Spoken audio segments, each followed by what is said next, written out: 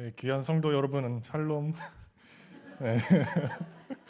네, 오늘 제가 갑자기 설교를 한다고 해가지고 많이 놀라셨을 텐데 주변 사람의 안녕을 물으면서 서로의 놀란 마음을 추스르기 위해 한 번 더 샬롬으로 인사하시겠습니다. 네, 샬롬. 아, 참. 네, 저는 부모님 두 분께서 목사이십니다. 그리고 한 세대 더 위로 올라가면 목사님이 한 분 더 계시고, 그리고 친척 중에서도 목사님이 두 분이나 더 계십니다. 그런데 뭐 가족 모임이나 어떤 모임에 가면 목사님 기도해 주시죠. 아니면 뭐 지금 저처럼 목사님 오후 예배 설교해 주시죠 하면 대부분 이렇게 먼저 정중히 거절하시는 모습을 종종 볼 수 있었습니다. 그럴 때마다 저는 아니 기도 설교하려고 애초에 그렇게 공부하신 거 아닙니까? 라고 이렇게 정말 뭣도 모르는 생각을 하게 됐었는데 막상 지금 여기 강단 위로 올라와 보니까 왜 그렇게 하시는지 조금이나마 이해가 될 것 같습니다. 지금도 너무 떨려가지고 말이 제대로 안 나오고 있어요. 그리고 전 또 남 앞에서 이렇게 말을 하거나 뭐 무슨 행동을 하는 것 자체가 정말 두려운 사람인데 그래서 왜 그런 녀석이 벼랑간 전도사가 되고 이제는 오후 예배 설교까지 하는 거야 라고 이렇게 생각하실 수 있습니다. 그래서 오늘은 그 이유를 알려드리도록 하겠습니다. 지금으로부터 한 3년 전 저는 미국으로 교환학생 프로그램을 다녀왔습니다. 뭐 어떤 큰 뜻이 있거나 하나님의 부르심을 느꼈기 때문에 간 것은 아니고 그냥 학교에서 미국으로 보내준다네? 나 미국에서 좀 지냈었는데 이봐요 나 좀 보내주세요 라고 이렇게 그냥 그 생각의 흐름이 갔기 때문에 무작정 미국으로 가는 것을 선택하게 됐습니다. 네, 어쨌든 그렇게 해서 필요한 서류를 다 이렇게 챙겨서 학교에다가 제출하고 정말로 빡세고도 빡센 2대 1의 경쟁률을 뚫어서 미국 땅에 오랜만에 발을 밟아보았습니다. 분명히 한국 학교의 이름을 걸고 이렇게 가는 것이라서 조금 진중하고 묵직한 자세로 가야 되는 게 맞는데 나 혼자 미국으로 바캉스 여행 왔다는 그런 망상 속에 빠져 있어서 해벌쭉하면서 입국 심사를 마쳤습니다. 그리고 그 후부터 문제들이 좀 많이 발생하기 시작했습니다. 비행기를 갈아타야 되는데 그 비행기 표에 그 게이트가 잘못 적혀 있어서 이상한 게이트에서 기다리다가 비행기를 놓치게 되고 겨우 이렇게 다시 재발급 받아서 그 비행기를 갈아탔는데 이번에는 기내에서 갑자기 코피가 터져가지고 네, 그 좁은 화장실 안에서 빠르게 응급 처치한 그런 기억이 있었습니다. 이름에도 불구하고 여유로운 마음을 가지고 잘 극복해서 9개월 동안 미국에서 지낼 그 학교에 딱 도착하게 됐습니다. 그런데 이게 어떻게 된 일일까요? 학교 주변을 에워싸고 있는 것을 이렇게 봤을 때 주변에 있는 것은 옥수수밭밖에 없었습니다. 그리고 가까운 편의점, 지금 여기서 한 얼마 정도 걸릴까요? 한 10분 걸릴까요? 걸어서? 근데 여기 이 학교에는 가까운 편의점이나 마트가 걸어서 30분 떨어져 있었던 데고 그리고 다시 인류 문명과 이렇게 접촉하고 싶으면 남의 차를 빌려서 1시간 동안이나 이렇게 운전해서 갔었어야 했습니다. 그래서 이러한 저의 딱한 현실을 보고 맨 처음 들었던 생각이 엄마 아빠 보고 싶다. 이게 딱 들었습니다. 실제로 처음 이렇게 도착했을 때 적응하는데 꽤나 어려웠습니다. 제가 미국을 8년 동안이나 이렇게 지냈는데도 말이죠.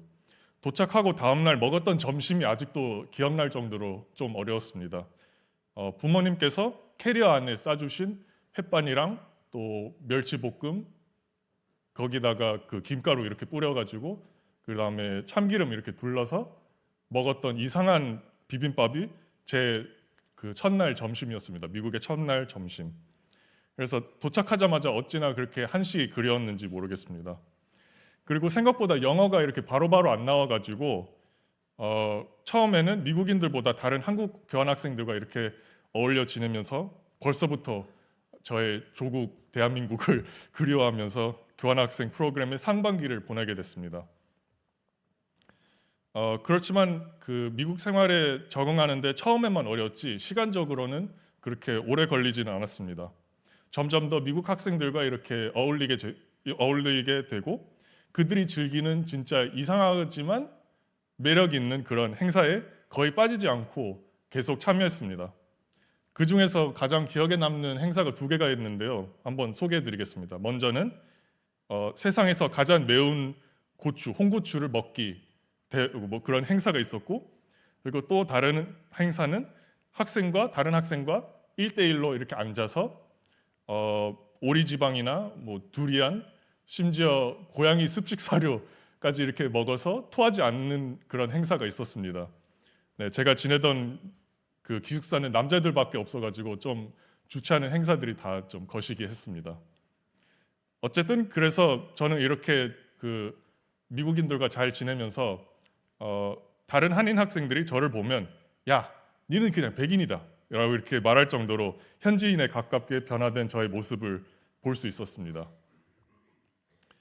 그렇게 9개월 동안 저는 너무나 좋은 사람들과 이렇게 함께 지내면서 좋은 관계를 맺었고 지금도 그 계속 연락하면서 서로에게 보고 싶다는 이렇게 문자를 주고받고 있습니다. 지금도 저기 미국 친구랑 같이 영어로 이렇게 성경 공부도 하고 있습니다. 그래서 그렇게 좋은 추억을 많이 쌓았는데 여기서 좋다면 좋고 그렇지 않다면 그렇지 못한 약간 좀 그런 추억이 하나 있는데 이 추억은 여자 한 명 때문에 저와 함께 태평양을 건너서 아직까지도 제 마음속에 이렇게 중요한 자리를 잡고 있는 그런 추억입니다. 출국하기 전에 부모님께서 약간 농담으로 저에게 미션을 하나 던져주셨습니다. 그 미션은 바로 좋은 색시감 데리고 와라가 바로 그 미션이었습니다. 네, 9개월 동안만 이 학교에 있을 텐데 뭐하러 여자친구를 사귀고 그러나 싶었지만 네, 저는 아직까지도 이렇게 쌍방향적으로 사랑하는 자매님이 없는 신세인지라 조금은 솔깃한 미션이었긴 했습니다. 그렇다고 이렇게 미국에 도착하자마자 이렇게 막 찔러본 것은 아닙니다. 왜냐하면 교환학생 프로그램이 이렇게 끝나갈 무렵에 어느 날 갑자기 정말로 제가 좋아하는 여자의 한 명이 눈에 들어왔기 때문입니다. 지금 상대방의 입장에서 생각해 봤을 때 얼마나 섬뜩하고 안타까운 일입니까? 네. 어쨌든 저는 이 특정 여자가 하나님께서 저에게 보내주신 그 특별한 사람이라고 이렇게 생각을 했습니다. 착각에도 분수가 있지 이런 착각은 전무후무할 거라고 생각합니다. 어쨌든 이 사람을 생각하면 막 설레이기도 하고 이 사람이랑 이렇게 단둘이 얘기할 때 뭐 나름대로 이야기도 재밌게 이어지고 그리고 이렇게 한 번도 느껴보지 못한 도파민이 여기 발끝에서 머리 정수리까지 막 이렇게 쫙 하고 올라오니까 네 나름 합리적인 착각이라고 제 스스로 변명하고 싶습니다.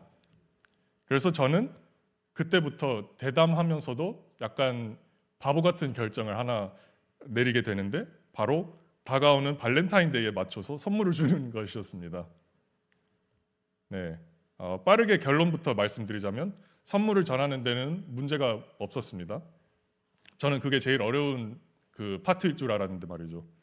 문제는 바로 그 다음 날이었습니다. 발렌타인데이에 선물을 주고 그 다음 날. 그날 이후로 그 사람과의 그 말이 끊겨집니다. 그리고 서로를 캠퍼스에서 이렇게 뭐 지나가다 마주쳐도 인사를 안 해요. 그리고 어느 날부터는 그 사람의 모습이 그냥 제 눈앞에서 사라져 버립니다. 찾을 수가 없어요, 캠퍼스에서. 그래서 상황이 이렇게까지 번진 것을 본 저는 점점 이렇게 약간 미안한 마음이 들기 시작하더라고요. 혹시나 제가 괜한 선물을 줘가지고 학교 생활에 그 지장을 주는 게 아닌가 이렇게 생각이 들어서 네, 그 제 과오를 고치기 위해서 먼저 손을 내밀고 그 관계를 다시 정상화하기 위해서 온갖 노력을 했다고 저는 자신 있게 말할 수 있습니다. 저는 그리고 또 그 남에게 피해 주는 것을 죽음보다 더 싫은 사람이기에 어떻게든 이 서먹한 관계를 다시 회복하려고 온갖 모든 노력을 했습니다. 하지만 제가 어떤 노력을 해도 상대방이 이렇게 안 받아주니까 네, 제 마음은 깊은 골짜기 아래로 이렇게 뚝 하고 떨어진 것만 같았습니다. 그래서 이 이야기를 다시 하니까 약간 생각나는 이 문구가 하나 있는데, 인간은 자기가 힘들 때에만 신을 찾는다라고 라는 그런 문구가 갑자기 생각이 났는데, 정말로 이렇게 알 수 없는, 처음 느껴보는 긴장 상태의 관계에 이렇게 놓여져 있다 보니까 이때부터 하나님께 이렇게 기도를 드리던 시간이 많아졌던 것 같습니다. 평소에 소홀히 하던 기도를 이제는 매일 밤 기숙사에서 10분 정도 떨어진 기도실로 이렇게 걸어가서 어두운 그 기도실에서 무릎을 꿇고 기도하고, 그 자세 그대로 몇 시간을 눈물 흘리던 기억이 어제인 것 마냥 계속 이렇게 떠올려집니다. 저는 정말 그 기도실에서 평생 흘릴 눈물을 다 흘리고 온 것 같은 그런 느낌이 들었습니다. 처음 느껴보는 이 서러움을 하나님께 다 토로하여서 그런지 제 마음이 한층 가벼워진 것 같았습니다. 하지만 다시 이렇게 생각해 보면 그날 그때에 하나님께서는 저에게 어떠한 답변을 주시지 않은 것으로 이렇게 기억합니다. 제 마음을 몇 날 며칠 동안 기도해서 제 마음을 잘 아실 텐데 말이죠. 제가 그냥 마음이 급해서 듣기도 전에 바로 나가버려서 그런 것인지, 아니면은 하나님의 음성이 정확히 어떤 목소리인지 어떤 음성인지 잘 몰라서 그런 것일지도 모릅니다. 하지만 그때 답변을 안 주신 이유가 있었습니다. 바로 그 다음 날 채플 설교로 이렇게 대답을 주시기 위해서였습니다. 그 날짜가 아직도 이렇게 기억납니다. 2024년 2월 21일. 저는 그냥 평소처럼 기숙사 친구들과 함께 채플을 드리러 채플실로 이렇게 가게 됐습니다. 제가 지내던 기숙사는 이렇게 채플실에 자리가 이렇게 정해져 있는데, 채플실 2층에 왼쪽 상단 이렇게 저희들끼리 이렇게 앉았었습니다. 그리고 저희가 앉았던 의자는 그냥 의자로 자기 기능을 충실히 할 수 있는 그런 평범한 의자였습니다. 거기 앉아서 즐겁게 다른 친구들과 교제하면서 신나게 찬양도 드리고, 이제는 초청 강사의 말씀을 듣기 위해서 다 앉았습니다. 강사님의 성함도 지금 기억하고 있습니다. 바로 지금은 아쉽게도 고인이 되신 리처드 앨런 파머 목사님이셨습니다. 저는 파머 목사님을 그때 처음 뵙고 처음 만나게 됐는데, 그분이 제가 들어야 했던 하나님의 음성을, 하나님의 응답을 대신 전해주실 거라고는 상상도 못했습니다. 오늘 함께 읽으신 히브리서 본문 말씀이 이날 채플 때 목사님께서 그대로 사용하셨던 그 본문입니다. 그리고 그날에 목사님은 되게 특이하게 설교를 시작하셨습니다. 바로 이렇게 시작하셨습니다.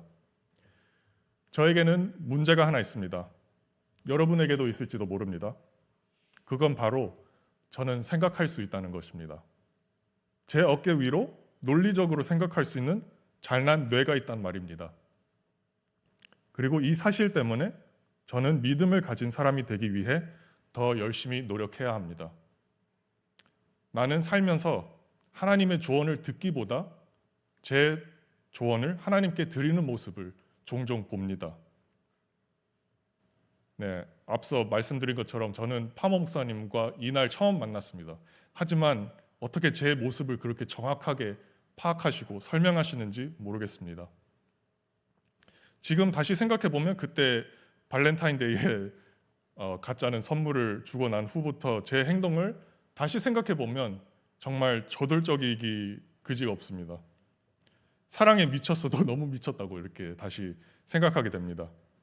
얼마나 미쳤는지 하나님께서 자 이제 진정하고 잘 생각해봐, 다음 행보를 잘 생각해봐 라고 이렇게 경고를 하시고 이렇게 약간 제지를 하시려고 하는데, 그런 거 다 뿌리치고 내가 옳다고 생각하는 방식만을 고집하고 바로 행동으로 이행시켜 버렸습니다.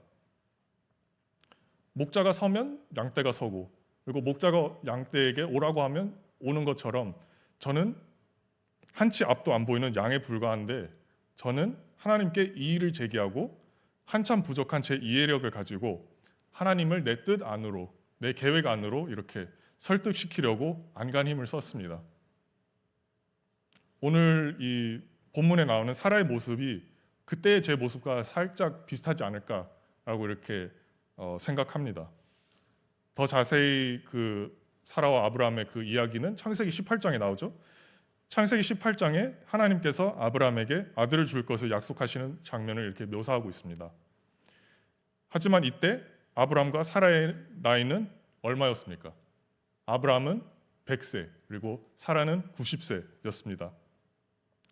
그래서 사라가 이미 90세의 나이를 먹고 갑자기 아들을 낳는다는 그런 하나님의 말씀을 듣고 첫 반응이 바로 콧방귀였습니다. 네. 저는 이걸 읽으면서 약간 본능에 가까운 반응이라고 이렇게 사라를 위해서 대변하고 싶습니다. 왜냐하면 이 말씀을 듣기도 전에 사라는 이미 손자를 보고도 남을 나이를 훌쩍 넘겼지 않았습니까? 그래서 자기의 여종인 하갈을 아브라함에게 주어서 그 방식으로라도 후사를 남기려고 한 것이 아니겠습니까? 근데 이 할머니가 내년에 갑자기 아들을 낳는다는 말을 들었으니 어떻게 웃음을 참겠습니까? 참을 수 있다면 그 사람은 믿음이 많은 사람이거나 아니면 유머 감각이 없는 사람, 이 둘 중 하나일 것 같습니다. 그래서 사라의 콧방귀에는 사라의 생각이 담겨져 있다고 생각합니다. 하나님, 잘 생각해 보십시오. 내 나이가 이제 벌써 90인데 그리고 저 양반은 이미 나보다 더 많은데 우리가 어떻게 아이를 낳습니까? 이건 생물학적으로 불가능합니다. 뭐 대충 이런 생각이었을 것 같습니다. 이에 대해 하나님께서 이렇게 주시는 대답은 엄중하면서도 약간의 속상함이 섞여 있는 것 같습니다. 그 성경에는 하나님께서 그 사라의 이러한 생각을 들으시거나 읽으신 후에 이렇게 말씀하십니다. 사라가 왜 웃으며 이르기를 내가 늙었거늘 어떻게 아들을 낳으리요 하느냐 여호와께 능하지 못한 일이 있겠느냐라고 말씀하십니다. 그래서 이 말씀 속에서 하나님의 속상함이 혹시 느껴지시나요? 저는 이걸 읽으면서 하나님의 말씀이 이렇게 다가왔습니다. 사라야, 너와 내 남편이 애굽에서 무사히 나올 수 있도록 내가 인도하였다. 그리고 너의 남편의 조카인 롯이 사로잡혔을 때 그의 목숨은 물론이고 그의 가족과 그의 재산을 다시 모두 되찾을 수 있도록 내가 인도하였다. 근데 왜 이제 와서 나를 못 믿느냐? 라고 이렇게 그런 식으로 다가왔습니다.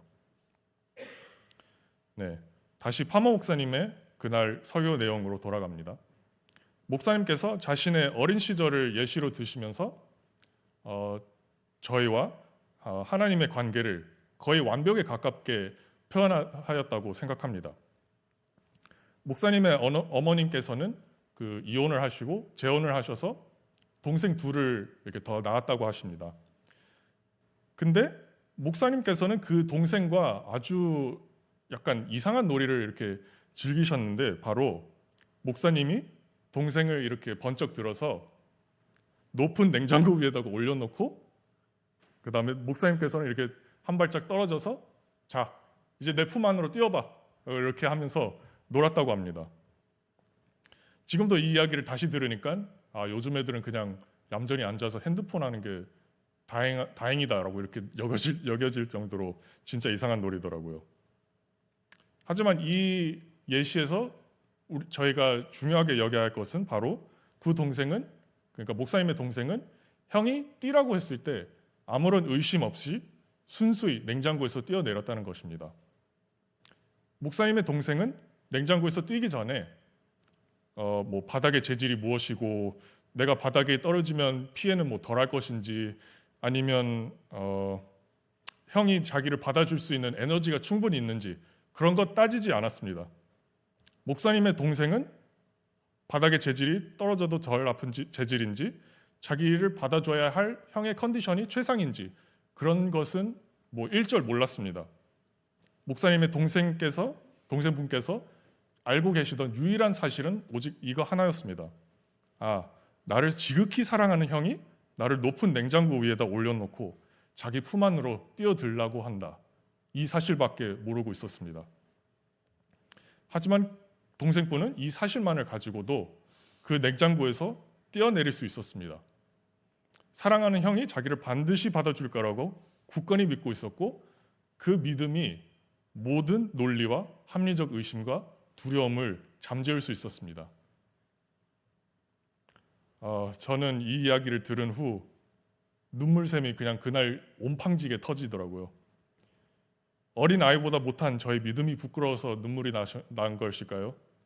아니면 어린 아이처럼 이렇게 순수한 믿음을 가지지 못한 것을 반성하는 마음에서 눈물이 난 것일까요? 뭐 어찌되었든 저는 밤마다 눈물로 드렸던 제 기도가 이날 파머 목사님의 설교 말씀으로 하나님께서 응답하셨다는 것을 느꼈습니다. 그때 당시에 왜 그렇게 미묘복잡한 인간관계 속에 놓여 있었는지는 모르겠으나 하나님께서는 더 큰 뜻을 품고 저를 그렇게 인도하신 거라고 믿고 있습니다. 저는 발렌타인데이에 선물을 줌으로써 저와 한 여자 간의 관계를 형성하려고 했습니다. 하지만 그 사건을 계기로 저는 한 여자와도 한 남자와도 그 어떤 인간과의 관계가 아닌 나의 별 볼 일 없는 인생을 진정 어린 관심을 가지시고 나의 아픔과 슬픔을 주의 깊게 지켜보고 계시는 주 예수 그리스도와 관계를 맺을 수 있도록 인도하신 게 아닌가 그렇게 생각합니다. 네, 이제 설교를 마무리하고자 합니다. 소년들이여 야망을 가져라 라는 이런 문구를 익히 들으셨을 것이라고 생각합니다. 뭐 대충 사내 대장부로 태어나면 큰 뜻을 품고 그 뜻을 의롭게 펼치라, 뭐 그런 뜻으로 알고 있습니다. 하지만 저는 온갖 핑계를 대면서 큰 일을 되도록이면 피하려고 그렇게 하고 있습니다.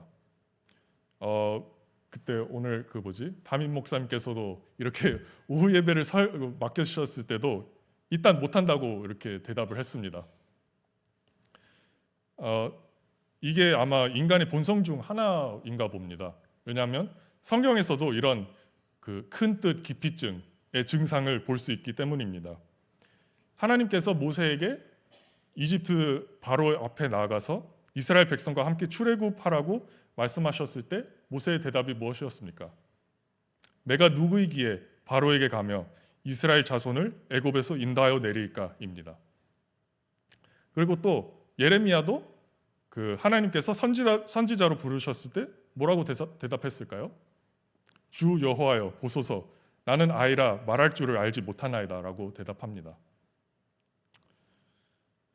하나님은 이처럼 우리를 생각보다 아주 자주 높은 냉장고 위에다 이렇게 올려놓고 가시는 것 같습니다. 그러고는 한 발짝 뒤로 물러나시면서 내한테 앵기라 막 이렇게 말씀하십니다. 저는 개인적으로 아직 믿음이 한참 부족해가지고 그럴 때마다 하나님께 이거저거 따지고 이대로는 절대 못 들 것 같으니 산재보험이라도 이렇게 들자라고 이렇게 말을 할 것 같습니다. 하지만 제가 그 어떤 헛소리를 늘어뜨려도 하나님의 답변은 항상 똑같았습니다. 걱정 마라. 어떤 일이 있어도 네 안 떨어뜨린다. 내만 믿으라. 이렇게 들립니다. 이 말 말고는 더 이상의 설명이나 덧붙임이 없습니다. 설명을 더 해주신다면 얼마나 좋겠습니까? 하나님의 뜻을 조금이라도 더 알 수 있으면 얼마나 좋겠습니까? 저는 개인적으로 그렇게 생각합니다. 하지만 저에게 뛰라고 말씀하시는 하나님이 90살인 사라에게 아들 이삭을 주실 수 있는 그 하나님과 같은 분이시라면, 왕궁에서 쫓겨나서 광야에서 평범하게 양이나 치던 모세를 부르셔서 이스라엘 백성을 자유로 인도할 인도자로 세우신 그 하나님과 같은 분이라면, 그리고 우리를 지극히 사랑하셔서 하나뿐인 아들 예수 그리스도를 대속물로 바쳐 우리를 구원하신 그 하나님과 같은 분이시라면 저는 더 이상의 설명이나 덧붙임 없이 오직 믿음으로 그분의 품 안으로 뛰어들고 싶습니다. 저는 여전히 생각합니다. 저는 제 어깨 위로 옳고 그른 판단을 선택할 수 있는 뇌가 있습니다. 그런 거로 저는 이해가 안 되어도 일단 하나님께서 부어주시는 그 놀라운 사랑만을 믿고 의지하여 하나님의 품 안으로 뛰는 것이 제가 고를 수 있는 수만 가지 선택 중에서 최고의 선택이라고 생각합니다. 여기 계신 성도 여러분도 큰 뜻 기피증을 극복하시고 냉장고 위에서 뛰어내리는 나를 반드시 받아주시는 하나님을 믿으실 수 있기를 바랍니다. 네, 기도하시겠습니다. 하나님 아버지, 저희는 부족하여서 조건을 모두 따진 후에야 큰 결정을 내릴 수 있습니다. 하지만 줄은 다르십니다. 별다른 설명이나 덧붙임 없이 우리를 냉장고 위에서 뛰어내리라고 말씀하십니다. 그럴 때마다 그 어떤 추가적인 설명 없이 주님께서 그동안 보여주시고 앞으로도 계속 보여주실 사랑과 은혜만을 믿고 의지하여서 주님의 품 안으로 뛰어들고 싶습니다. 주여, 우리를 받아주시옵소서. 예수님의 이름으로 기도드립니다. 아멘.